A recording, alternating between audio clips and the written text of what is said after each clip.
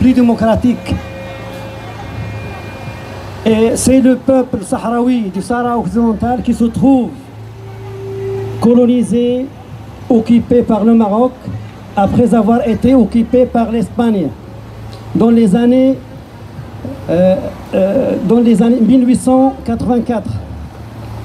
Donc, nous, on est là avec vous parce qu'on aime la paix. Le peuple sahraoui aime la paix.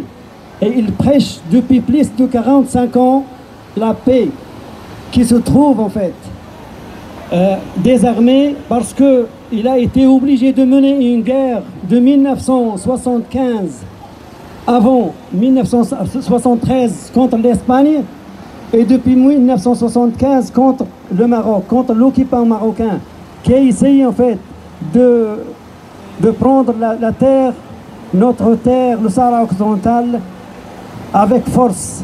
Et les Sahraouis, en fait, depuis 1975, ils prêchent pour la paix. Et vraiment, j'aime bien ce mouvement parce que c'est un mouvement de la paix. Mais j'espère que ce mouvement aboutisse à vraiment une société plus égalitaire, une société de paix. Alors, vous savez que la MINURSO, la mission des Nations Unies, se trouve au Sahara occidental depuis 1991. Et jusqu'à maintenant, il n'a rien fait. Et pourtant, l'Organisation des Nations Unies ont été créées pour la paix après la Deuxième Guerre mondiale. Normalement, le but de la création des Nations Unies, c'est la paix.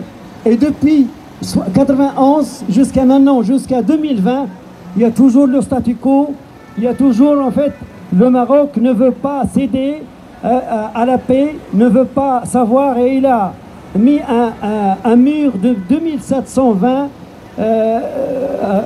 plein de mines qui sépare le Sahara occidental en deux parties.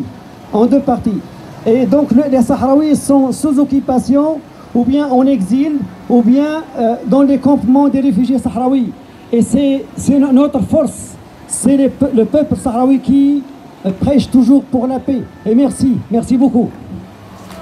Je passe la parole à Michel Descaster, une militante, une actrice de la paix.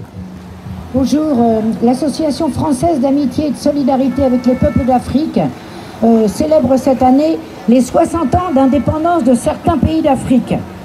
En 60 ans d'indépendance, il n'y a jamais eu autant de guerres en Afrique. Et les guerres de l'Afrique, elles ne tombent pas du ciel. C'est pas de